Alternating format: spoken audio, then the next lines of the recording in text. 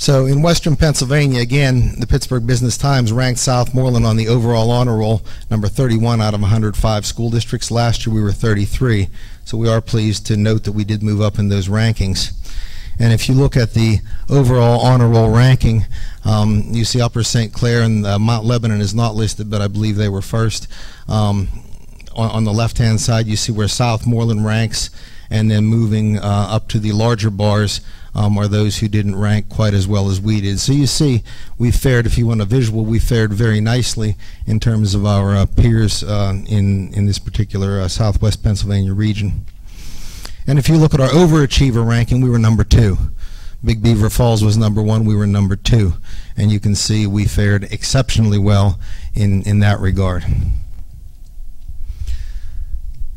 Money is always a problem. When Ken was running for the board, he said he wanted to stop the out-of-control spending on projects and programs that have nothing to do with the education of our students and make sure the voice of the taxpayers and students' parents are heard. Claudius Mouse told us that we were $2.2 million in the hole and still digging rather than plugging the hole. Heather Ianno said she's concerned with the out-of-control spending.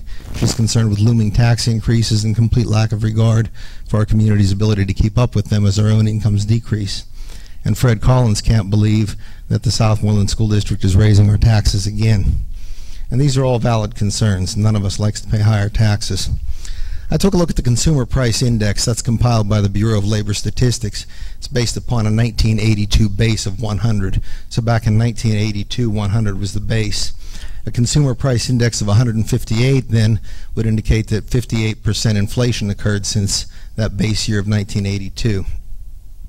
The commonly quoted inflation rate of 3% a year is actually the change in the Consumer Price Index from a year earlier, not the overall change.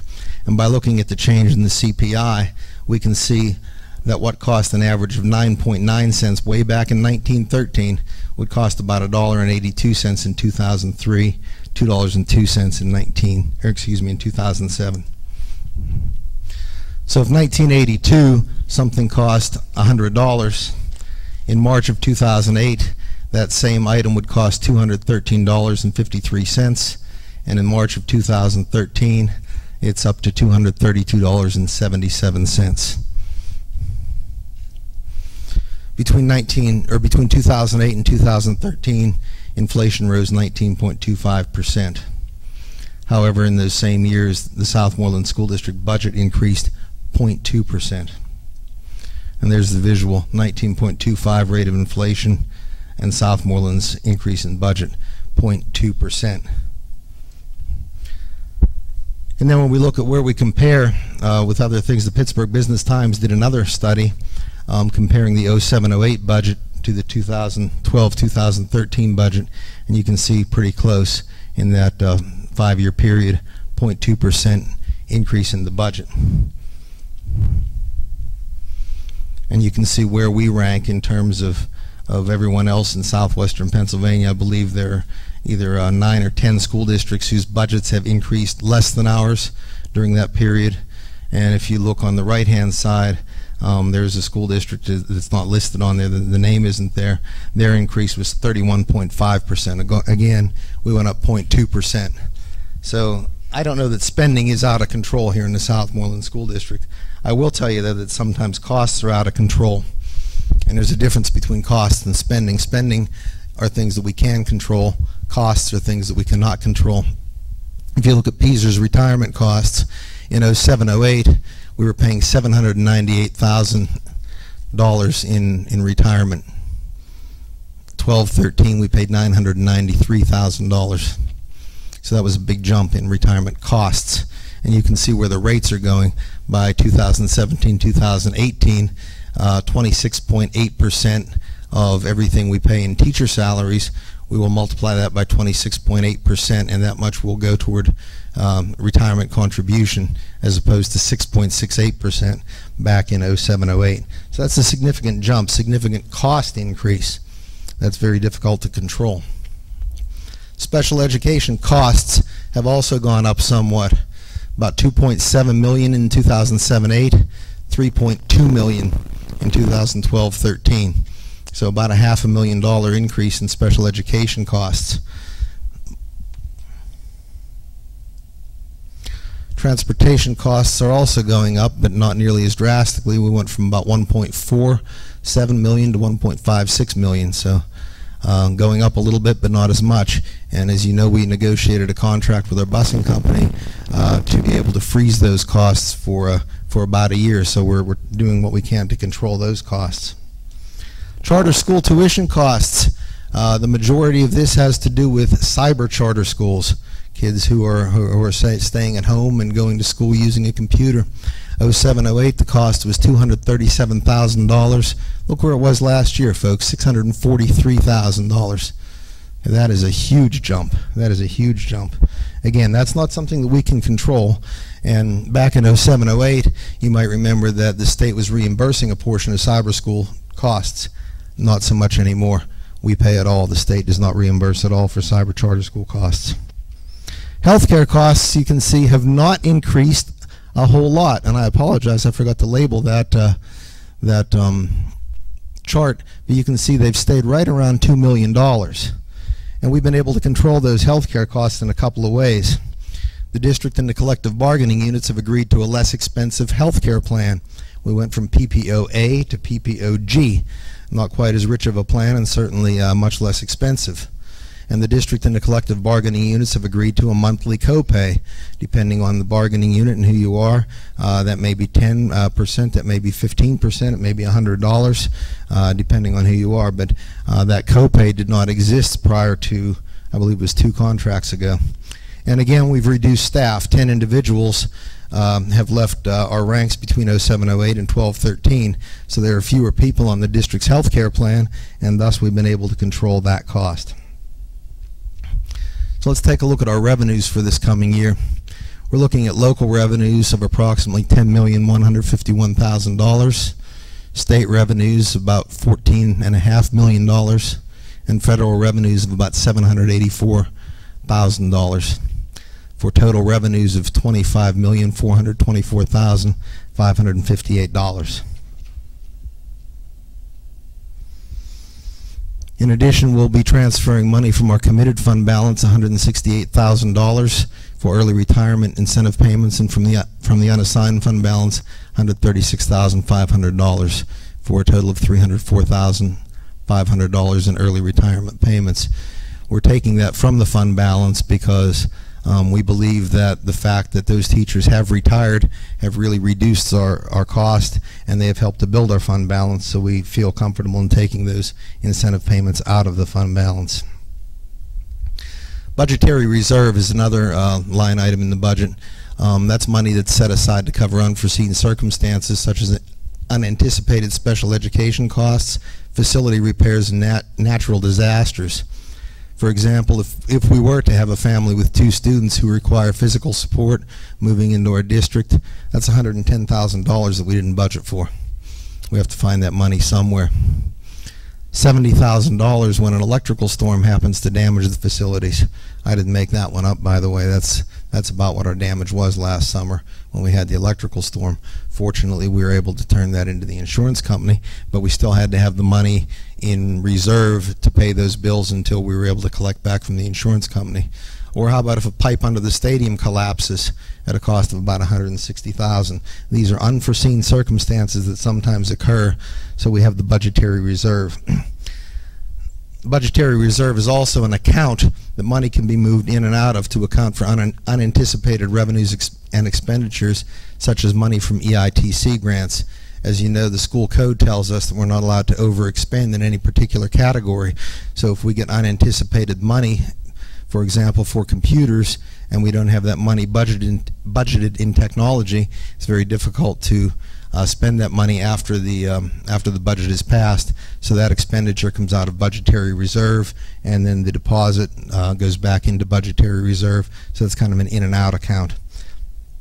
The intent in terms of budgetary reserve is not to spend the money that's budgeted in the budgetary reserve category. It's more of a rainy day fund, and that fund is accounted for using fund balance dollars. Traditionally here at Southmoreland, it has been budgeted at $400,000, and it does show up as both a revenue and an expense in terms of balancing the budget. So on the revenue side of the budget, There you have the local revenues, as I talked to you about, a little over $10 million. State revenues of about $14.5 million. Federal, $784,000. $168,000, which is a revenue for this budget, even though it's not a revenue coming into the district. We understand that's coming from our savings account. $168,000. Transfer from the unassigned fund balance of $136,500, and budgetary reserve $400,000. So on the revenue side of the budget, that gives us $26,129,058. On the expense side of the budget, couple of things you need to understand about this particular chart. The regular program expenditure will go up a little bit when this is totally finished, because we took all of the reduction in insurance payment out of regular programs, just so that I could give you an illustration tonight, because Mr. Burke has not had an opportunity yet to go through and take that out of each particular category. So we took that whole little bit of money, I think it was about an extra 3% in terms of the health care out of regular programs, so that number will change. But as it stands now, regular programs are budgeted at $10.7 million, and that's a $43,867 increase over last year. Federal programs are budgeted at $498,269, and again, that's an increase of $128,422. Special programs, special education, $3,437,000, and that's up $170,000 from last year. Vocational programs, I just found this number today, which is why there's going to be a discrepancy in what you're seeing today and the budget figure that I gave you a few days ago. $453,220. That's a drop of a little over $10,000 based on calculated enrollments for next year. And other instructional programs, English as a second language, and some of those minor small programs that we have, $60,350, and that is a drop of $20,000 from last year. Non-public school programs, were required to provide some services to the local non-pubs, $25,500, and that's the same figure we used last year.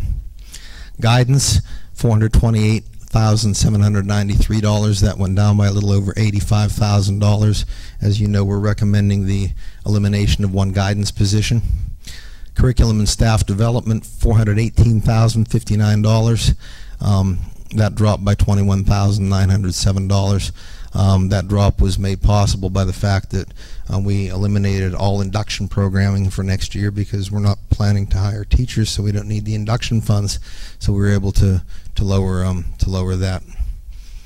Administration, board services, tax collection, $1.9 million. That's up $79,000 from last year.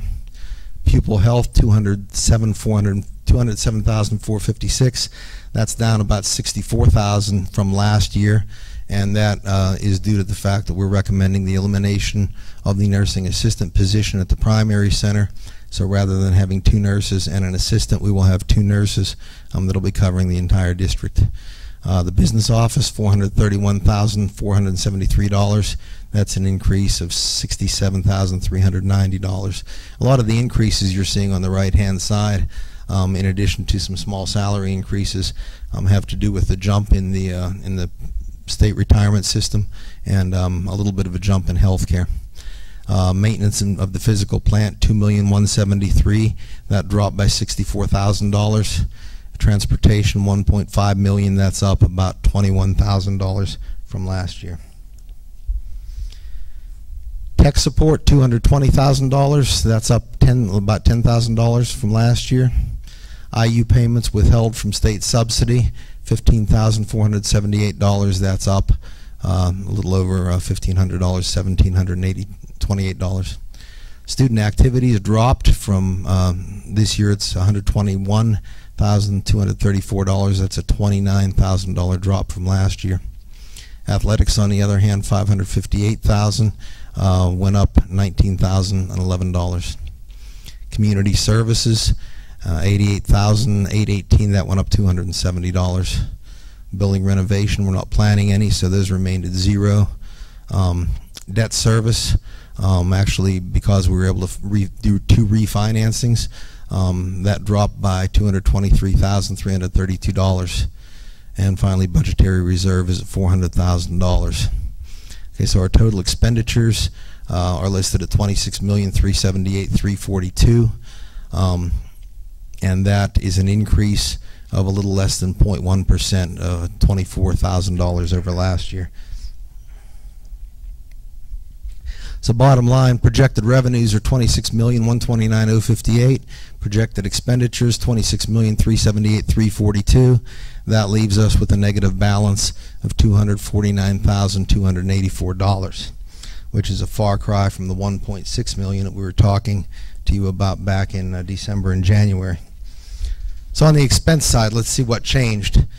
We were able to offer an early retirement incentive. That saved us a little over $303,000 in this year's budget. We had budgeted for a 10% health care increase. That 10% health care increase did not happen. I believe it came in at about 3.5%. So that saved us $182,000 over what we had originally projected.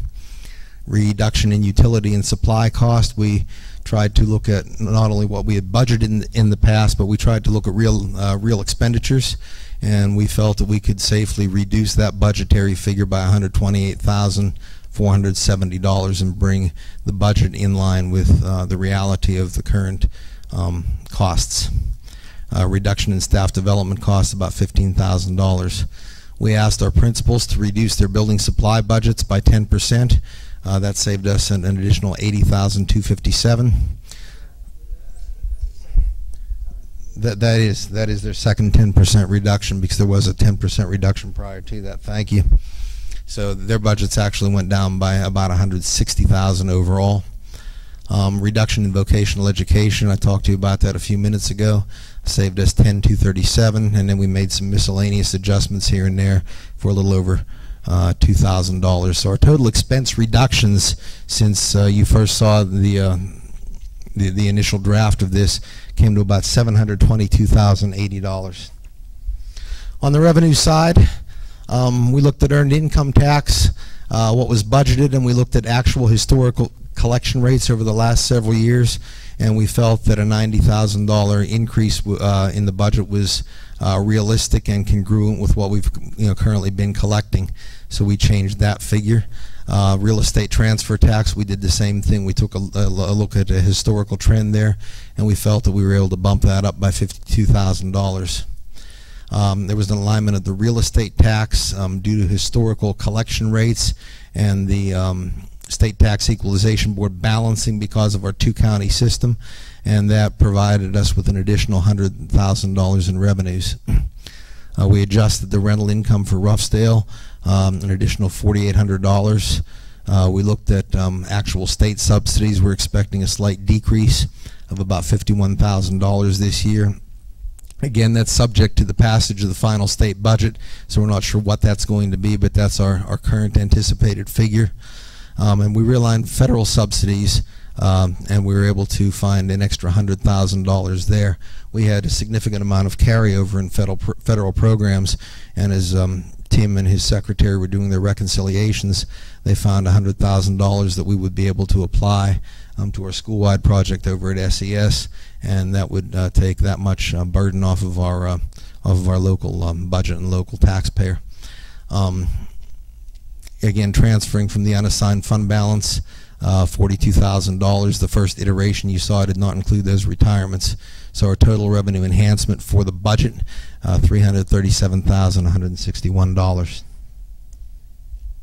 Federal subsidies, we had significant carryover funds from previous years. One of the things we were able to do, Tim did a budget revision, and he reallocated $150,000 to the current year's budget, which should reduce the projected withdrawal from the fund balance for the current year that we're in by the same amount, and we'll absorb $100,000 to cover ongoing expenses next year. So that's a total of $250,000 in federal monies that we were able to use in a different way after the reconciliations were completed. In 2004-2005, we had 164 staff members, and our enrollment was 2,310 students. In 13-14, we'll have 143 professional staff members, and we're anticipating an enrollment of about 1,945 students. We reduced our teaching force by 1 teacher for every 17 students that we lost. And additionally, we increased our programming by creating 2 autistic support classrooms and adding 2 teachers that resulted in decreased expenditures by not having to send our students out, provided education to special needs students in the neighborhood schools, and that increased our ability to comply with least restrictive environment requirements. So our staff reductions have been commensurate with declining enrollment over the years. Cyber and charter schools are not part of our enrollment figures. When we give you the enrollment of 1945, that does not include the students who are in cyber charter schools. And again, that was about $650,000 during the 12-13 school year. That amounts to 6.5 mils of taxes, give or take. That's a cost that we're trying to control through the Online Learning Academy, the SOLA Academy that we do through What Happens Here and through the intermediate unit, because we can provide education in an online environment for a much lower cost than we're being charged by the cyber charter schools. So the bottom line, original deficit $1.6 million. That's what we told you back in December. In January we had that down to 1.3. Expense reductions and revenue enhancements came to about $1,059,000, and right now our current deficit stands at $249,284, which is about 0.094% of the budget. So a little less than 1% of the budget is where the deficit is right now. If you want to go ahead back and take your seats at the table, we can talk about what we need to be doing about that deficit. I have a couple of thoughts for you, and then we'll entertain some discussion.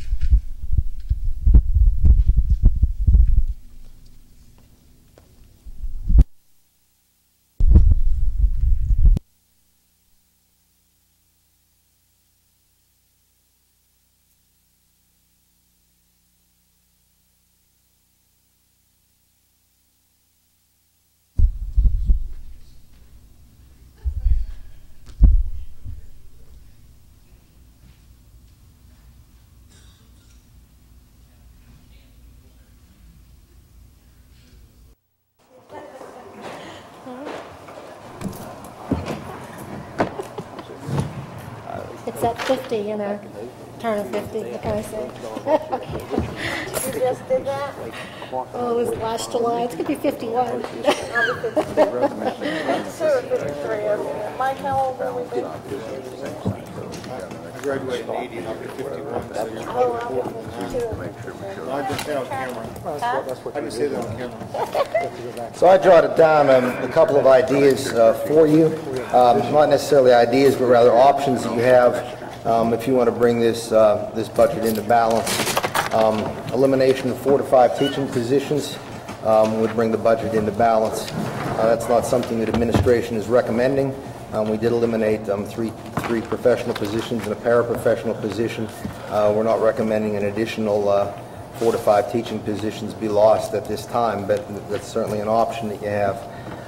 Learning support aids, again, an integral part of our program, but certainly nothing that is required by law. That would save you about $70,000.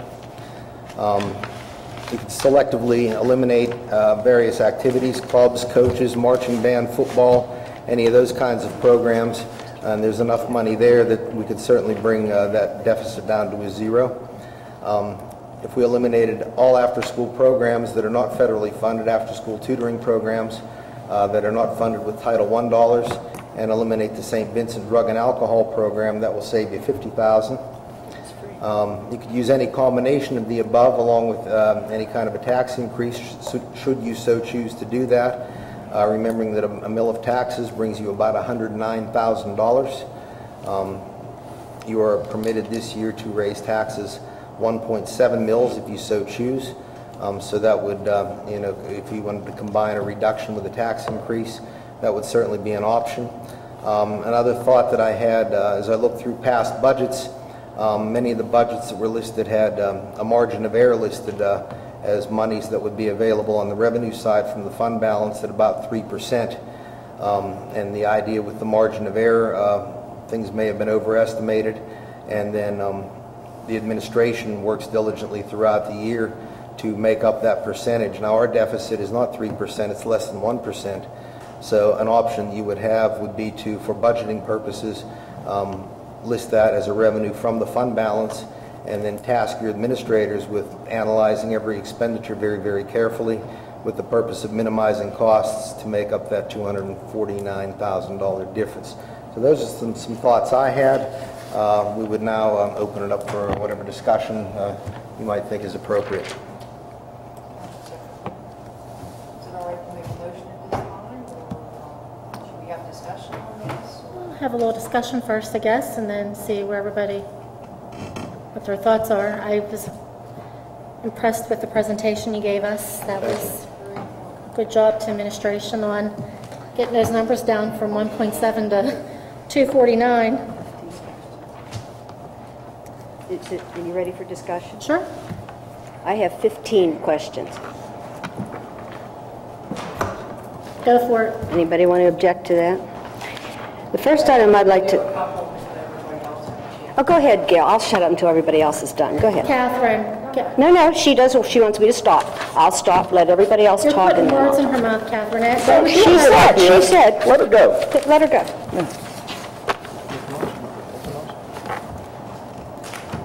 Catherine, please ask her questions, but we need to make time for everybody else too, so ask her questions. Go ahead. Josie, I don't want to take anybody else's time. When No they're one done... said that. Please go with your questions. Go, please. Thank you. Go ahead. The first item I want to talk about is we are taking $704,500 out of our savings account. $704,500. Now, the first thing they're going to say to me is, $400,000 of that is the fund balance, right? No, $400,000 is budgetary. I'm sorry, budgetary reserve. I misspoke. It's a budgetary reserve. We have a $26,388,000 some budget. The $400,000 budgetary reserve, which is what you're supposed to use to pay for emergencies, represents 1.5 cents off every dollar.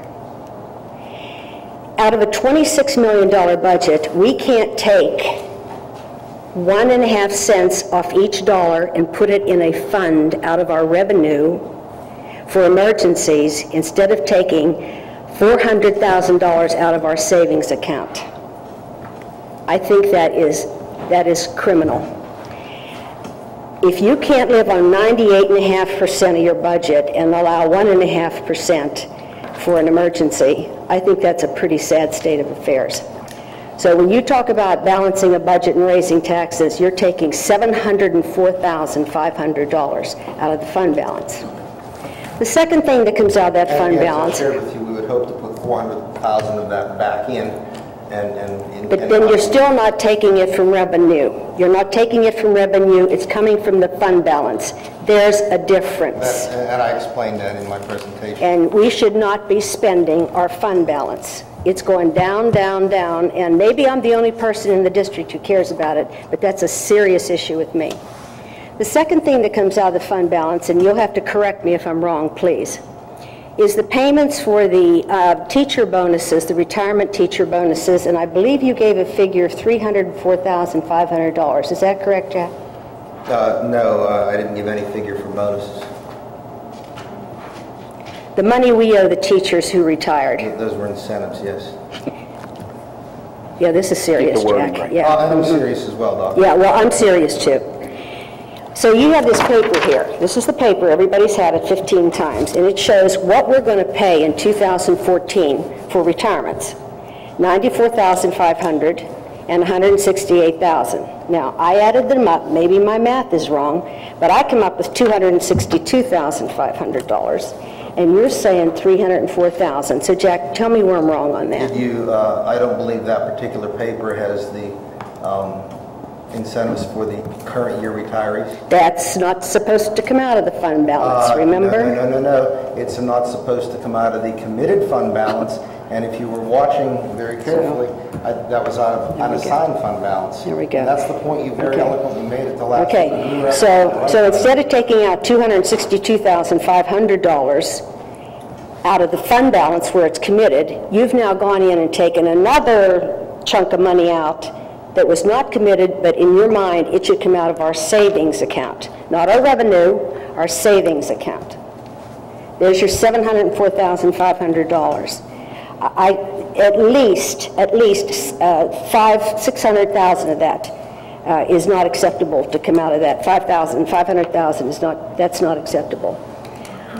It says that our federal programs went up $128,000. What caused that? Dr. Scott, could you help me with that? Federal programs went up 128,000.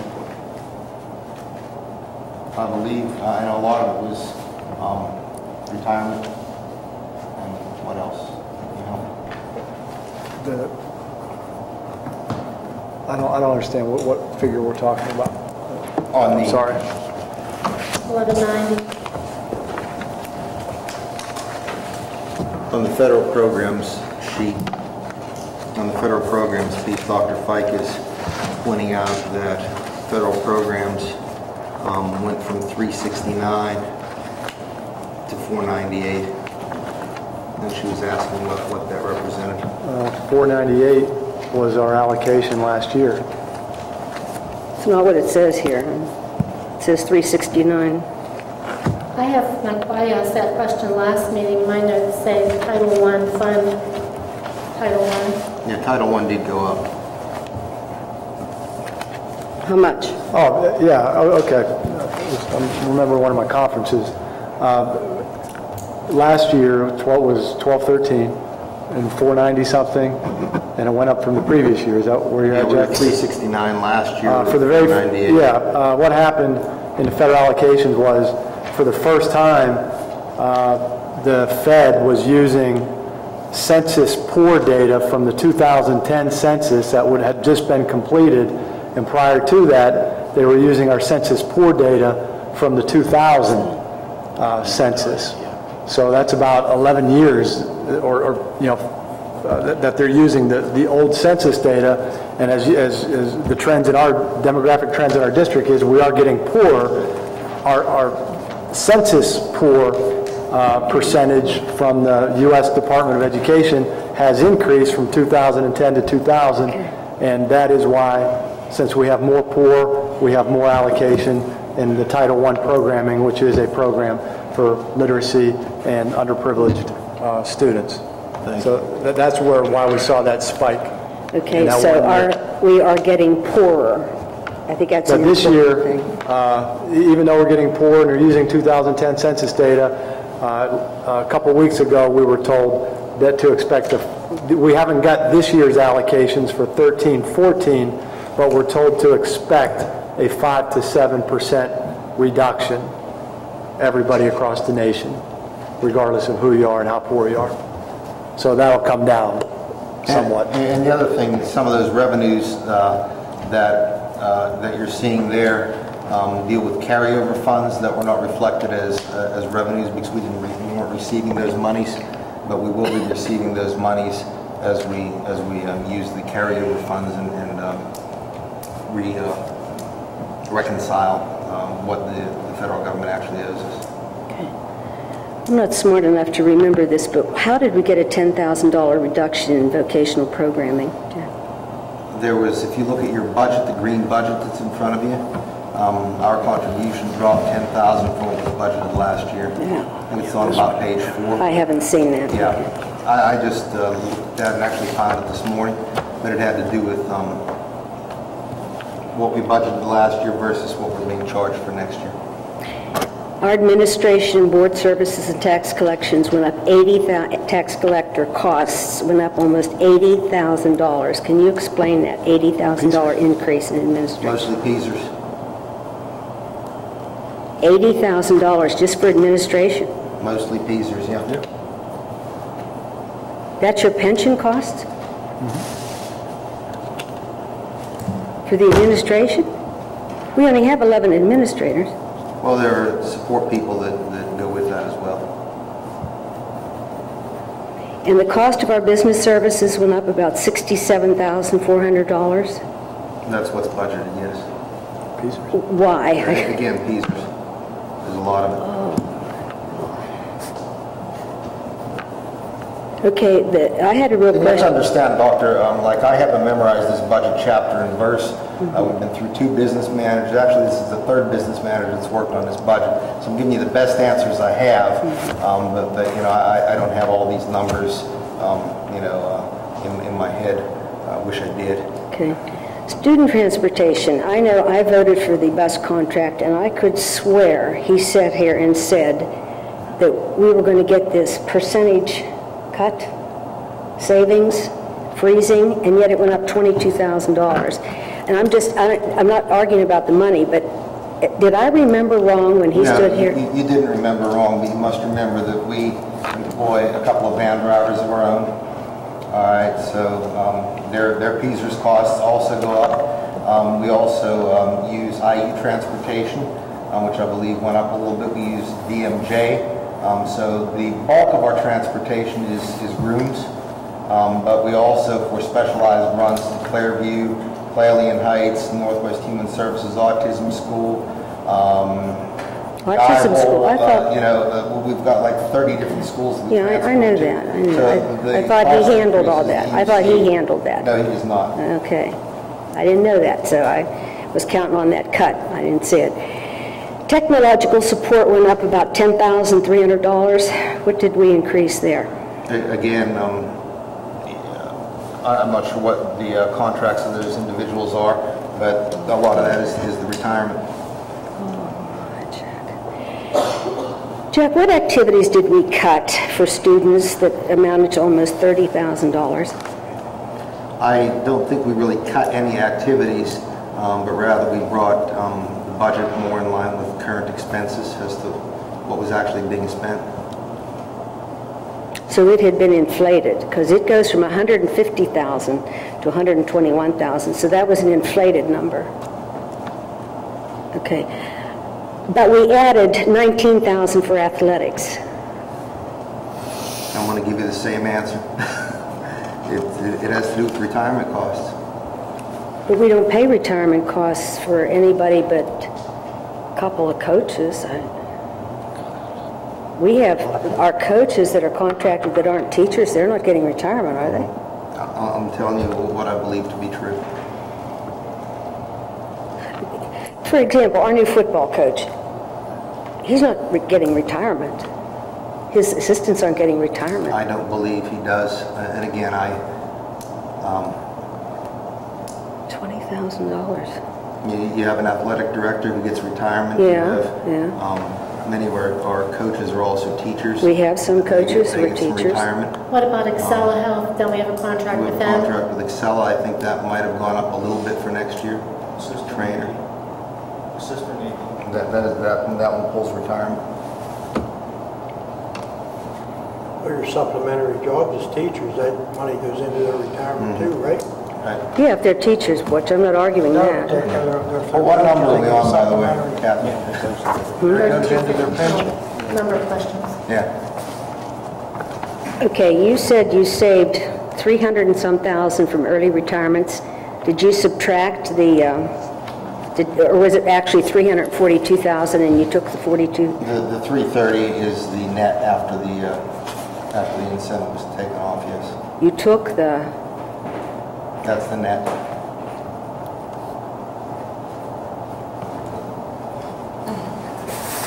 $75,000 each. Okay. Well, anyhow, my contention is that our budget deficit is approximately $800,000. We have no right to take that money out of the fund balance, which is our savings account, to pay for these things. And this is not a $249,000 deficit. This is an approximately $800,000 deficit. Could I remind us of something? A couple years ago, when we were down at the administration building, we made a motion to take some of the retirement money, to restricted it for... I took that out. I took that out, Josie. Instead of $704,000, they should be taking about $400 and some thousand. So you had the $400 and some thousand with the $289, it comes out to almost $800,000. I took that out, Josie. It's $262,500 as listed on this document. As listed on this document. That was the restricted fund. It's 2014. It's right there. You add these two numbers up, and that's what you owe. And that's the amount of money that should come out of the fund balance, $262,000, not $704,500. Dr. Fike, may I pose a question to you? How would you suggest that we make that money up? Right now, the fund balance is, I hate to use it for ongoing expenses. However, we've traditionally taken retirement incentives out of there because the fact that teachers have retired allows us to put some money in there. But where would you propose that we take those cuts?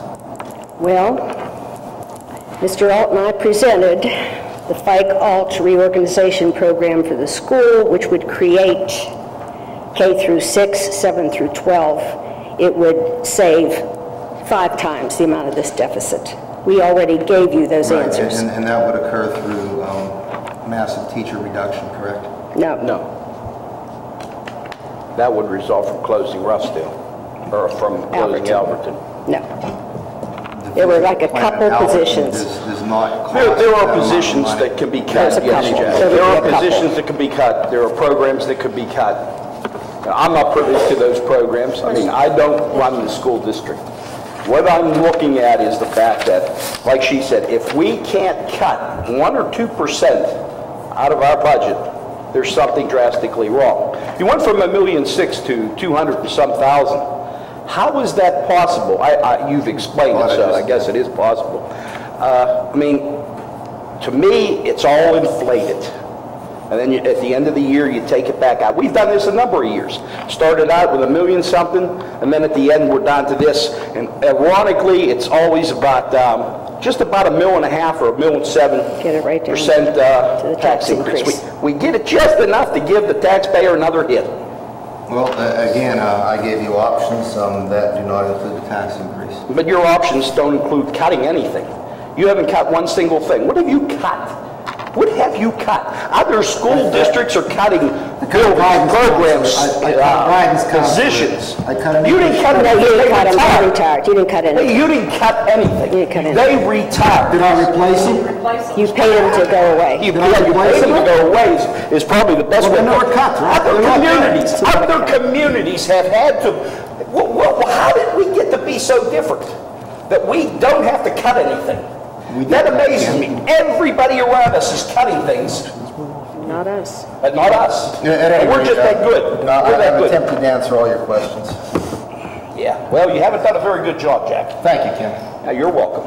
Jack, you really believe that $704,500 out of our savings account is an acceptable way to balance some of the deficit? You really believe that?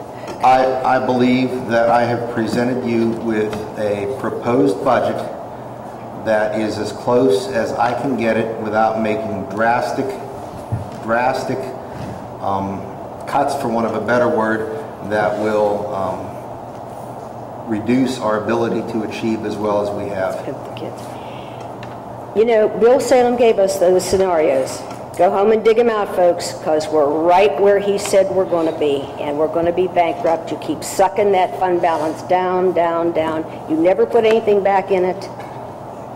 You're taking money out for recurring expenses, and don't tell me paying 5 years of retirement incentive/bonuses isn't an ongoing expense. It's what, 6 years? 6 years, I guess. That's a 6-year expense. That's an ongoing expense. But you've cut nothing. You're taking money out of the fund balance to pay for our bills. Well, one of the things that we did, if you remember, is with federal programs, rather than using that $150,000 to cover one of the positions that we eliminated, we are actually trying to use that to lessen the amount that's coming out of the fund balance for the current year. So we actually are trying to get money back into the fund balance. And how are you doing that? I explained that to you. We had some carryover money. We are allocating $150,000 that was taken out of general fund. We're allocating that out of federal monies that are not local funds into this year's budget, and that will result in less of a deficit than we had originally anticipated. Jack, you know that the last budget you gave us had a transfer from the fund balance of 600,000, some 600 and some thousand. Now it's up to 704. You've actually increased the amount of money you're taking out of our savings account. No, your way would be $100,000 from the fund balance. No, Josie, I'm looking at the last... 600 plus the 400. Here's Josie, the last, one the here. last budget he gave us. The Right here, last one that March. looks like this. The last The one that bottom looks line like here was this. 614, you add the 400, that's 114,000. Josie, I'm Your talking numbers. about the transfer from the fund balance in the last budget that he gave us was 600 and some thousand. What's that number? I didn't bring it. I could dig it out. Anybody else have any other things to talk about? Just move forward.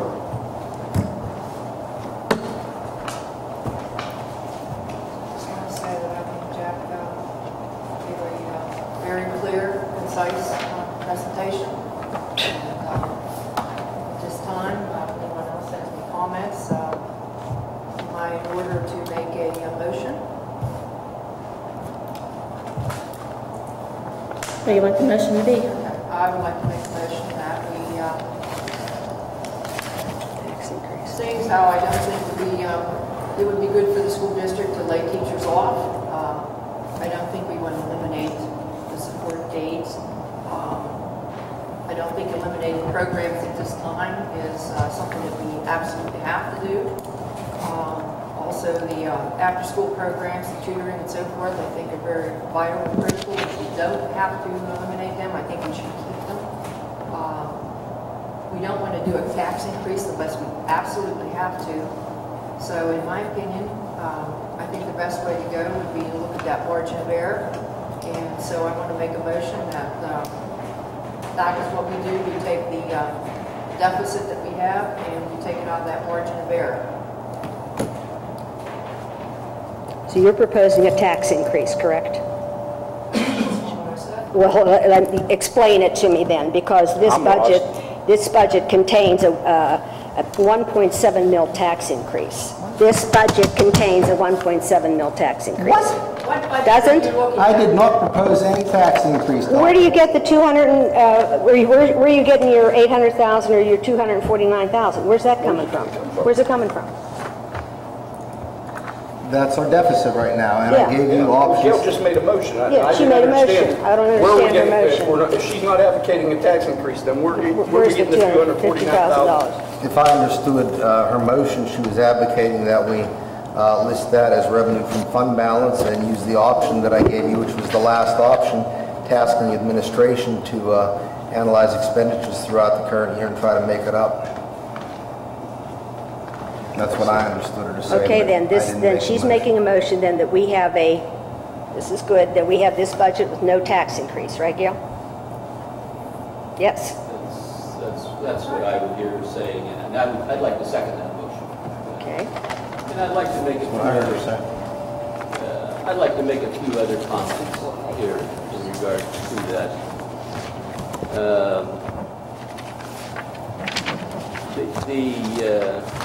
And that is to commend all of the staff and the administration for the direction that this budget has gone from the time that we began in January to where we were just a month ago, where it was 600,000 to about 250,000 today.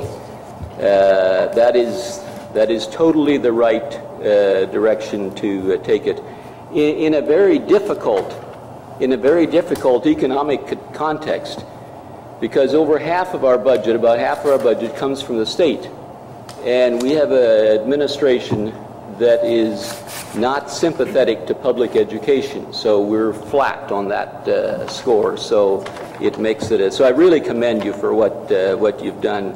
And to underline, I certainly would agree with Ms. Rhodes here in regards to eliminating the options of eliminating teaching positions, aides, or athletic or other school programs. And let me just say a little more on that. Mr. Alt is acquainted with softball. How do you compare a softball team?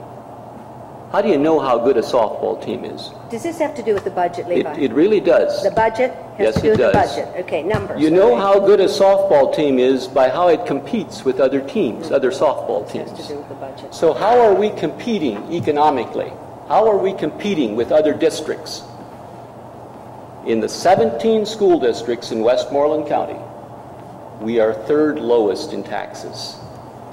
Now, we open this to page 8. What is our aid ratio, Levi? We open this to page 8. 65 cents. And where are we? In the top third, 31 in achievement. Out of 105 districts, a very high achievement. I have a very strong commitment to maintain that high achievement, because that is why parents want to send their kids to this school district. Now let's take a look at the other place then, and where are we in competing?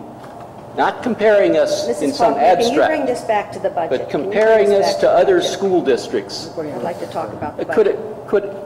Did I interrupt someone else here?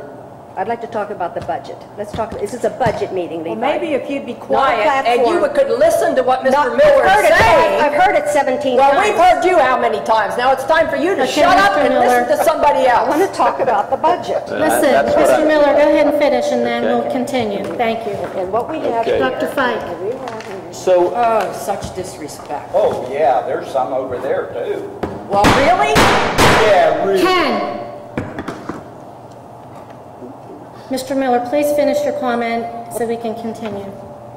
so if you think in terms of how we're competing, we're second among, if you handicap us in any kind of an objective standard of what expectations are, we're second.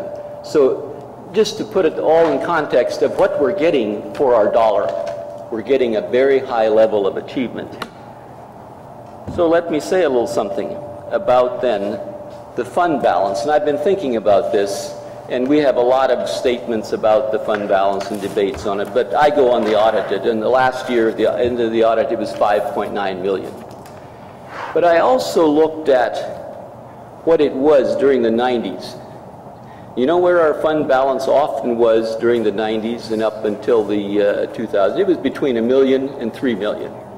And it wasn't until the last, and we took those tremendous reductions because of teacher retirements and incentives, teacher incentives that we did, that we really got a savings, and we built up the fund balance, and we heard that the other evening here. So I guess what I'm saying is I think there's good reason for us to look at this, to be quite positive of where we are at the present time. If it can be in a month, and to keep on looking as an administration for changes. And I'm quite open. Our fund balance is in the 5 million area. Depends on where you look at it. It was 5.9 at the end of our last fiscal year. And to take whatever is needed out of the fund balance of that 250. So that's why I second this motion. The other comment that I would have is, I found the money today. We continue to look at this on a daily basis to try to find additional money, both on the revenue side and on the expense side. So we're not asking you to post a preliminary budget tonight. We won't do that until the 23rd of May. Hopefully by then we have this number reduced a little bit more, and we'll continue to look. Can we hear this motion again? I want to hear this motion again.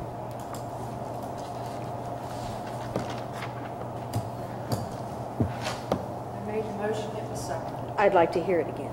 That's my question. A question on the motion. I'd like to hear the motion. Read it to us so we Peg, read understand. it to us,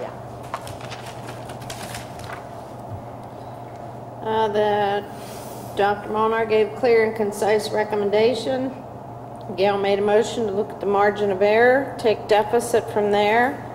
We don't want to eliminate positions, learning support aids, programs, athletics. What's the motion? To look at the margin of error and take deficit from there. Take it from the fund balance. And have administration during that time look at the margin of error, which is 3%. And currently, Actually, it's less than 1%. less than 1%, which is what our deficit is. But the margin of error is 3%. Now, what I said was in previous budgets, there have been margins of error listed at about 3% of the budget. And those have been used as a revenue into the budget, generally coming out of our savings account or fund balance, whichever you want to call it. And what I said was our deficit is less than 1% of the budget. And an option that I provided you was to, on the revenue side, put that $249,000 onto the revenue side as a potential withdrawal from fund balance, and then task administration to be very careful in terms of expenditures, casual personnel, things of that nature, to minimize the cost, and throughout the course of the year try and make that money up. So in other words, That was the option I gave you. the motion on the floor right now says that we will balance this budget if there's no other miracles that happen by taking $1 million out of the fund balance, Not right? a million, $700,000 plus 700 and plus 707. Add it, Josie. 707,000 plus 300,000 comes to $1 million. We're going to take $1 million out of the fund balance to pay our bills. That's how we're doing it. We're not cutting, we're not going to do anything, okay? Well, But that's okay, because you don't raise taxes, right? There'll be no tax increase. And again, Dr. Fife, we did cut. We eliminated positions. And I know for some reason you don't think we did, but we did. And if you look at the board packet that I gave you, there are recommendations at the next board meeting to actually abolish 4 positions. So to me, that's eliminating positions. To me, losing positions is making cuts. I'm not quite sure how else you would define that. Okay, so this motion says that we're going to take $1 million out of our fund balance and there will be no tax increase. That says we're going to take 249,000. More. Plus the 707 they're already taken out. Look at the fourth line. Your figures. Sorry. What are you talking about? What's the fourth line down? Transfer from fund balance, 704,000. Add 300,000, it's $1 million. Come on, you got to be that smart. You can add those 2 numbers. It's $1 million out of our savings account to pay bills. I stick by my motion. Unless I'm interfering with anybody else that wants to talk, I have one more comment to make. Does anybody have anything to say? I don't want to ruffle anybody's feathers. And it says, I wish everybody would get along. Well, it ain't going to happen, Butch. Well, Don't the worry only about trouble it. is, it's got to happen sometime. We'll sing That's Kumbaya what It will later. right after the election. We need camaraderie. We don't need this. We'll sing Camaraderie Kumbaya won't save later. the taxpayer any money. Anyway, since nobody raised their hand to say anything, I'll say what I got to say. This whole thing is a big shell game. You shuffle money around, you take it from one spot to put it to another spot. I think it's best paraphrased, or I'm not going to use that term. I guess the best thing is to use the article that was written by one of our businessmen in this district who said about, it's nothing to be proud of that we've held the line at $26 million. We've had a decreasing student population, and yet all of our costs keep going up and up, or our spending keeps going up and up and up. Levi has made a few points that we're the 3rd lowest in taxes. Well, if that's true, then why are we rushing to be at the top? He mentions that we're in the top 33 in whatever article this is. But yet our high school hasn't made standards in 2 years. You only want to give what you want to give. The only people that are getting hurt, I said to Jack, what have you cut? What have you done? What programs have stopped? Nothing. The only concern here at this administration and most of these board members is that nothing gets changed. The only person that's going to suffer is the taxpayer. Nobody gives a crap about the taxpayer, What obviously. about the kid that's not going to have a nurse? They're running all over the place, a little diabetic kid. Oh my God, Joe. What if? I'd say $1 million, what if, and you'd still come up with something, what else? You're sitting there saying that they haven't done anything. Josie, why are you just sitting there listening to any of that? They shuffle money around, Josie. That's all that's getting done. The only person that this budget affects is the taxpayer. Mr. Alt, did I eliminate 4 positions, or am I going to repeat? No, 4 teachers retired too. If you wouldn't have gave away over $250,000, would have probably retired in the next couple of years. You only did this now to get this year's budget balanced. You should have left it alone. You guys have spent millions of dollars in the incentives, and you still, with our ace in the hole, haven't proved to me where you have saved one dime. There is not a formula that you have presented. If there was a formula out there, Jack, I'm sure you would have found it, and Bill would have found it and said, this is the formula you plug your numbers into. Like Bill said, it's an exact science. Where is the savings? You didn't save anything, you didn't cut anything. Teachers retired. That's your opinion, sir. Yes, it is. I respect it.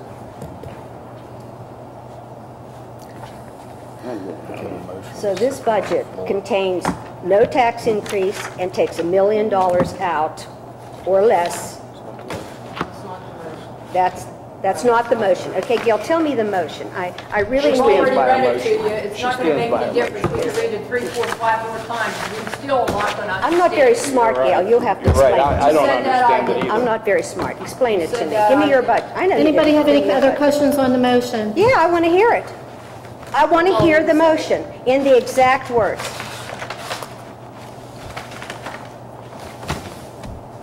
Ms. Peggy, can you read that one more time, please?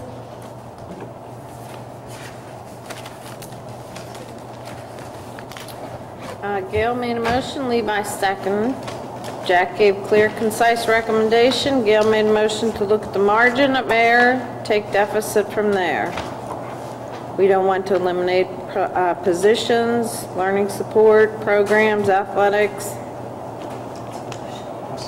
Task the administration with finding the $249,000 over the year. You want to explain the phrase margin of error to me, Gail? Mrs. Rhodes, are you comfortable amending your motion to say that the margin of error in the amount of approximately $249,000 would be listed as a withdrawal from the fund balance? Yes, I would. And that you are instructing, as part of your motion, instructing the administration to try and find ways to make that up? Yes, I Thank you. I would approve that. So you're taking $1 million out of the fund balance.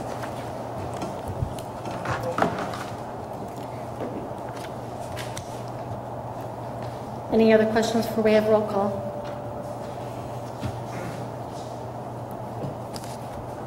Seeing none, Peggy, please. Mr. Alt? No. Mr. Beistel? Yes. Mr. Benz? Yes. Dr. Fike? No. Mrs. Love? Yes. Mr. Polakowski? Yes. Mrs. Rhodes? Yes. Mr. Miller? Yes. Mrs. Kaufman? Yes. $1 million. 7-2, motion carries. Any other? Yes, I'm Business. requesting an executive session. I want to clarify the fact that a month ago, the public forum, a service to the community so that they could come in and meet and talk to the candidates, was scheduled. And 2 days ago, a miracle happened. A board meeting was scheduled to do interviews. So I'm going to meet with the community, and I have some concerns about the what you're going to talk about. So I'm requesting an executive session to discuss these matters. Personnel? Yes.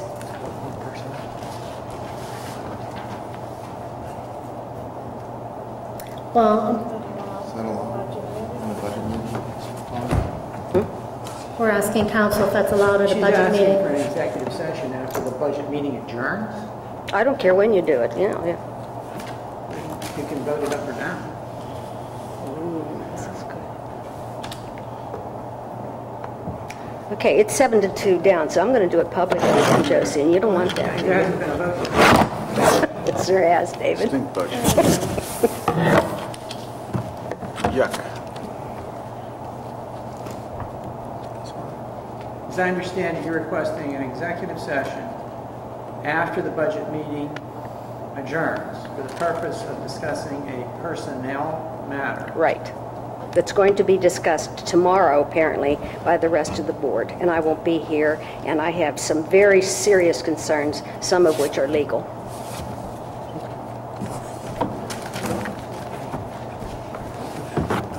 I don't see a problem with it. And just for the record, a month ago, I had no idea about any of this form.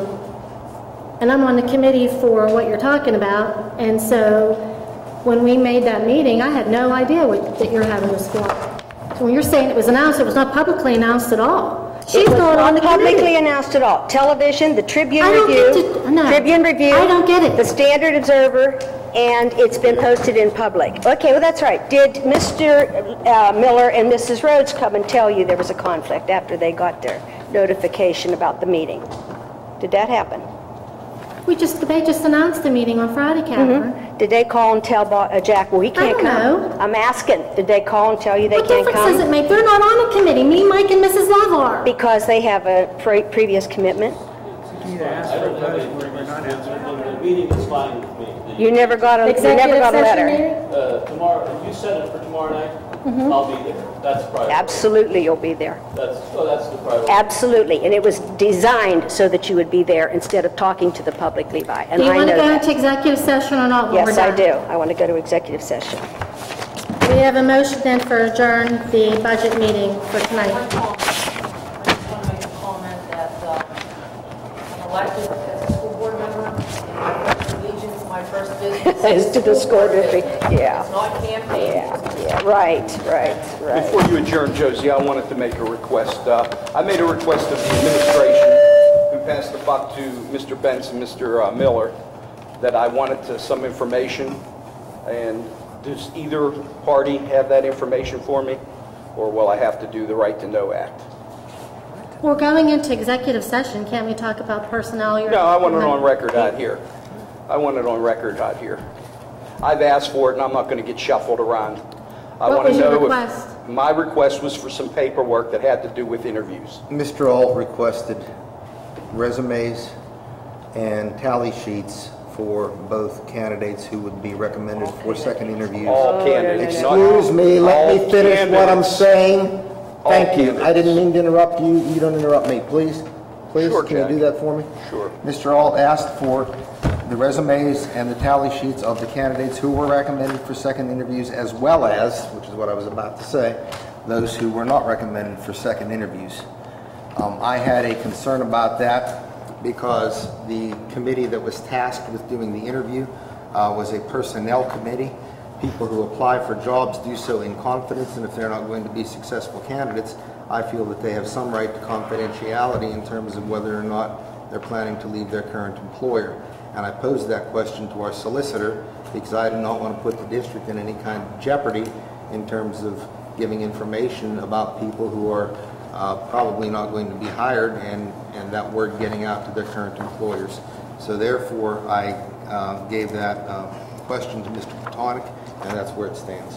Well, I don't understand most of that, Jack, because we already know the 5 names of the people, and they've already submitted resumes. They've provided the information. We're not asking them for anything. They've already provided. That's my right to know. I'm going to be asked to vote, and you're obviously going to tell me who the best candidate is. And since you guys did such a wonderful job on the last business manager, I'm not going to buy it. I want to know what 5 people, what their qualifications were, and I want to know, since we're paying $5,000, what their scores were. If you don't want to give them to me, just say you're not giving it to me. And again, if the solicitor advises me that that is a proper thing He's to sitting do, right I'd be there. happy to do that. Yeah, tell us. Yeah, he is, you're right. Before he, See that? I had observation. Good eyes. Before he You should be chimes like in. a softball umpire or something. You know? I should have been. I quit. before he chimes in, I'd just like to say I did receive your letter, and I believe someone, when I received information in confidence, I didn't know if it was okay to give it to you. Wait, let me finish. Go ahead. I didn't know if it was okay to give it to you or not. So I was asking, just right before the meeting started, Mr. Petonic, if I'm allowed to. And the meeting started, I didn't get a chance to get his answer. That's why I didn't answer you yet. I was going to answer you as soon as I got his answer. How come is it when I ask for something, both sides of the board and the administration have to go to the solicitor? Why I could have wouldn't- called the solicitor Mr. yesterday Roll. and found out for myself. Mr. Alt, why Yes. would you not just go to the administration office and sit down in an office and review all those things like we've done in the past I with have the other right to things? have this information. I don't have to jump through hoops. I have the right to have this Well, then why information. don't you come and observe like Dr. Fike did? She came and Well, let's observed. talk And- about that. You wanna Let's talk? talk about that. Mr. Miller, do you recognize this piece of paper?